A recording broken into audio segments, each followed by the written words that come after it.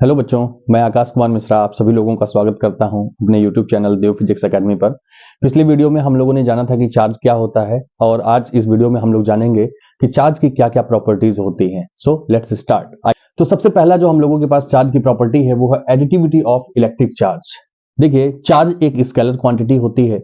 अगर हम बात कहें कि हमारे पास कोई भी ऑब्जेक्ट है जिसके ऊपर कुछ चार्ज है Q1, Q2, Q3 और कुछ निगेटिव चार्ज हैं और कुछ पॉजिटिव चार्ज हैं। एक्चुअल में चार्ज एक स्केलर क्वांटिटी होती है, इसे डायरेक्शन की तो कोई रिक्वायरमेंट होती नहीं है। इस ऑब्जेक्ट के ऊपर अगर हमें टोटल चार्ज फाइंड आउट करना है तो हम लोग इसे नॉर्मल एडिशन के फॉर्म में ऐड कर सकते हैं, Q1 plus Q2 plus minus Q3।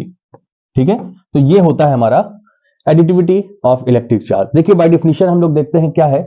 The entire electric charge of a system is equal to the algebraic sum of electric charge located in the system।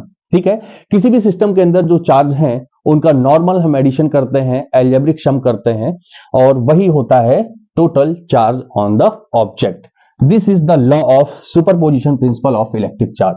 देखिए, इलेक्ट्रिक चार्ज का जो superposition principle है वो भी यही कहता है कि अगर किसी भी ऑब्जेक्ट के ऊपर कुछ नंबर ऑफ चार्ज दिए हुए हैं और उस ऑब्जेक्ट पे हमें total number of charge find out करना है तो हम उनका नॉर्मली एल्जेब्रिक सम कर देते हैं या नॉर्मल एडिशन कर देते हैं कुछ इस तरीके से, जिससे हमें इस ऑब्जेक्ट के ऊपर टोटल नंबर ऑफ चार्ज मिल जाता है या फिर नेट चार्ज हमको फाइंड आउट हो जाता है। तो आगे चलते हैं। क्वांटाइजेशन ऑफ चार्ज क्या होता है? क्वांटाइजेशन ऑफ चार्ज किसी भी ऑब्जेक्ट के ऊपर जो चार्ज हैं वो स्मॉल क्वांटिटीज के फॉर्म में होते हैं। अगर हम बात करें कि वो स्मॉल क्वांटिटी कितनी होगी तो वो हमेशा चार्ज ऑफ 1 इलेक्ट्रॉन के बराबर होगी। लेकिन अगर किसी भी ऑब्जेक्ट के ऊपर 1 चार्ज से ज्यादा भी चार्ज हैं, 1 से ज्यादा चार्ज हैं, तो वो हमेशा इलेक्ट्रॉन के या चार्ज ऑफ 1 इलेक्ट्रॉन के मल्टीपल इंटीग्रल के फॉर्म में होगा, जहां पर n की वैल्यू कितनी होगी? 1, 2, 3 एंड सो ऑन। कहने का मतलब यह है कि जो इलेक्ट्रॉन का ट्रांसफर होगा किसी भी ऑब्जेक्ट के ऊपर वो हमेशा मल्टीपल इंटीग्रल के फॉर्म में होगा, मतलब 1, 2, 3, 4, 5, 6, या फिर कहें कि वो फ्रैक्शन के फॉर्म में, डेसिमल के फॉर्म में नहीं होगा। तो मैग्नीट्यूड जो होता है किसी भी इलेक्ट्रॉन का वो कितना होता है? वो 1.6 इंटू 10 टू दी पावर -90। तो यहां पर हम लोग क्वांटाइजेशन ऑफ चार्ज का मतलब सिर्फ यही समझे कि अगर किसी भी ऑब्जेक्ट के ऊपर चार्ज का ट्रांसफर हो रहा है तो वो चार्ज का ट्रांसफर हमेशा मल्टीपल इंटीग्रल के फॉर्म में होगा या फिर एक कहें कंप्लीट नंबर के फॉर्म में होगा, कभी भी फ्रैक्शन के फॉर्म में नहीं होगा या डेसिमल के फॉर्म में नहीं होगा। ठीक है, यहां पर देखिए डेफिनेशन क्या है। It says that the charge can only exist in nature in the form of integral multiple of charge on 1 electron और प्रोटॉन। यानी कि इस नेचर में अगर देखा जाए तो जो चार्ज है वो हमेशा एक कंप्लीट नंबर के फॉर्म में एग्जिस्ट करता है, एक मल्टीपल इंटीग्रल के फॉर्म में एग्जिस्ट करता है, कभी भी फ्रैक्शन फॉर्म में नहीं होता है। ठीक है, तो आइए चलते हैं अगली प्रॉपर्टी की तरफ। देखिए, यहां पर हम लोगों के पास क्वांटाइजेशन ऑफ चार्ज से एक न्यूमेरिकल भी है जो हम लोगों से अक्सर बोर्ड एग्जाम में पूछ लिया जाता है। तो आइए देखते हैं। Find the number of electrons to make a charge of 1 coulomb. यानी कि 1 कूलाम चार्ज में कितने नंबर ऑफ इलेक्ट्रॉन एग्जिस्ट करते हैं वो हमें देखना है। तो अभी हमने पढ़ा था कि जो फॉर्मूला है वो है Q is equal to NE। यहां पर Q क्या है? हमारे पास चार्ज है। यहां पर E क्या है? चार्ज ऑफ इलेक्ट्रॉन, और n है नंबर ऑफ इलेक्ट्रॉन। तो हम लोगों को n की वैल्यू फाइंड आउट करनी है, तो यहां से हम फॉर्मूला मेक करेंगे जो होगा Q अपॉन E। अब Q की जगह पर हम क्या वैल्यू पुट करेंगे? क्योंकि 1 कूलाम की बात कर रहा है तो यहां पर हम 1 कूलाम चार्ज प्लेस करेंगे और E की जगह पर 1.6 into 10 to the power -19 coulomb. ठीक है ना। अब यहां से इसको जब हम लोग सॉल्व करते हैं तो हमारे पास जो वैल्यू आती है n की वो होती है 6.25 into 10 to the power 18 electron. ठीक है, यानी कि 1 कूलाम चार्ज के अंदर जो नंबर ऑफ इलेक्ट्रॉन्स हैं वो कितने हैं? 6.25 इंटू 10 टू दी पावर 18। ठीक है, चलिए आगे चलते हैं। तो जो नेक्स्ट प्रॉपर्टी है हमारी चार्ज की वो है कंजर्वेशन ऑफ चार्ज। देखिए, कंजर्वेशन वर्ड अगर किसी भी फिजिकल क्वांटिटी के आगे लगता है इसका मतलब कि उस फिजिकल क्वांटिटी को ना ही हम प्रोड्यूस कर सकते हैं और ना ही हम डिस्ट्रॉय कर सकते हैं। जस्ट एक फॉर्म से दूसरे फॉर्म में उसे कन्वर्ट किया जा सकता है। और चार्ज के साथ भी कुछ ऐसी ही प्रॉपर्टी है, ये देखते हैं।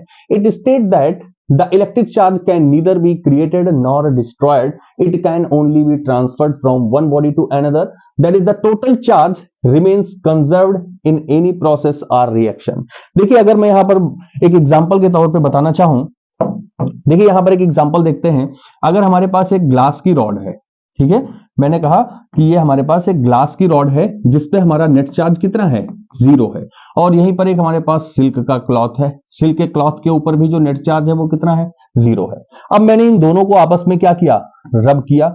रब करने के बाद मैंने कहा कि जो ग्लास रॉड है उस पे कुछ इलेक्ट्रॉन ट्रांसफर हो गए हमारे सिल्क के क्लॉथ पर। अब देखिए यहां से इलेक्ट्रॉन जब इस क्लॉथ पर मूव करेंगे तो यहां पर इसको हम लोग रिप्रेजेंट करेंगे कि 5+5 इलेक्ट्रॉन, क्योंकि यहां से जब इलेक्ट्रॉन रिमूव करेंगे तो यहां पर प्रोटॉन तो ऑलरेडी पहले से ही है, और इस क्लॉथ के ऊपर चूंकि 5 इलेक्ट्रॉन्स आए हैं इसलिए यहां पर -5 इलेक्ट्रॉन। अब इनका अगर मैं सम करता हूं या नेट चार्ज अगर फाइंड आउट करता हूं तो वो कितना आएगा, देखिए 5 इलेक्ट्रॉन प्लस -5 इलेक्ट्रॉन, और इनका जो सम होगा वो 0 के बराबर होगा। यहां पर भी अगर हम लोग इसका सम देखते तो यहां पर देखिए इनिशियल जो चार्ज था ग्लास रॉड के ऊपर वो 0 था, और इनिशियल क्लॉथ के ऊपर जो चार्ज था वो भी 0 था, तो जाहिर सी बात है इसका भी जो नेट चार्ज आता वो 0 ही होता। तो देखिए यहां पर रब करने के बाद भी जो फ्रिक्शन से कुछ चार्ज यहां पर ट्रांसफर हुए थे, फिर मैंने जब इनका भी सम किया तो देखा यहां पर भी टोटल चार्ज 0 ही आ रहे थे। इसका मतलब कि जितना चार्ज यहां पर था उतना ही चार्ज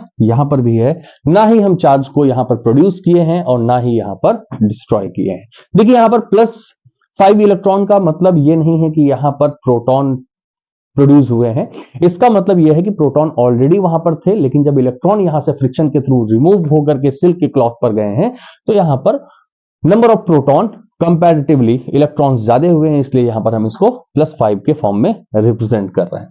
ठीक है, तो आइए आगे चलते हैं। अगली जो प्रॉपर्टी हमारी इनवेरिएंस ऑफ चार्ज। क्या मतलब है invariance of charge? Invariance of charge का मतलब यह है कि चार्ज वेरी नहीं करेगा, चार्ज की वैल्यू वेरी नहीं करेगी। कब? जब चार्ज हमारा रेस्ट में होगा। मैंने कहा कि कोई हमारा चार्ज है, ये हमारा क्यू चार्ज है, और ये किसमें है, ये है रेस्ट में। और जो चार्ज की वैल्यू इस समय होगी या रेस्ट में चार्ज की जो वैल्यू होगी, अगर मैं कहूं कि चार्ज हमारा कुछ v वेलोसिटी के साथ मूव कर रहा है, फिर भी जो चार्ज की ये चार्ज किसमें है, मोशन में है। ठीक है ना, यहां पर और यहां पर यानी रेस्ट में और मोशन दोनों कंडीशंस में जो चार्ज की वैल्यू होगी वो वेरी नहीं करेगी, same as it is, charge की जो वैल्यू होगी वो इक्वल होगी। तो ये तो जाहिर सी बात है, इसको बताने वाली क्या बात है। लेकिन अगर मैं मास की बात करूं तो मास क्या होता है, मोशन करने के साथ साथ मास की वैल्यू वेरी करती है। उसका फॉर्मूला हमारे पास देखिए है कि m क्या है, यहां पर value of mass in motion, और यहां पर m is equal to m0 का मतलब है value of mass in rest √1 - v² upon c²। यहां पर v² का मतलब है जो ऑब्जेक्ट है वो कुछ v वेलोसिटी के साथ मूव कर रहा है, और यहां पर c का मतलब है स्पीड ऑफ लाइट। ठीक है ना, तो मास जो है वो रेस्ट में और मोशन में दोनों कंडीशंस में मास की वैल्यू वेरी करती है, लेकिन चार्ज की जो वैल्यू होती है, चार्ज चाहे वो रेस्ट में हो या फिर मोशन में हो, चार्ज की वैल्यू में कोई भी वेरिएशन नहीं आता है। तो ये कुछ हमारी चार्ज की प्रॉपर्टीज थी। मैं उम्मीद करता हूं आप सभी लोगों को समझ में आया होगा। नेक्स्ट वीडियो में हम लोग पढ़ेंगे कूलॉम्स लॉ के बारे में। Okay, thank you very much.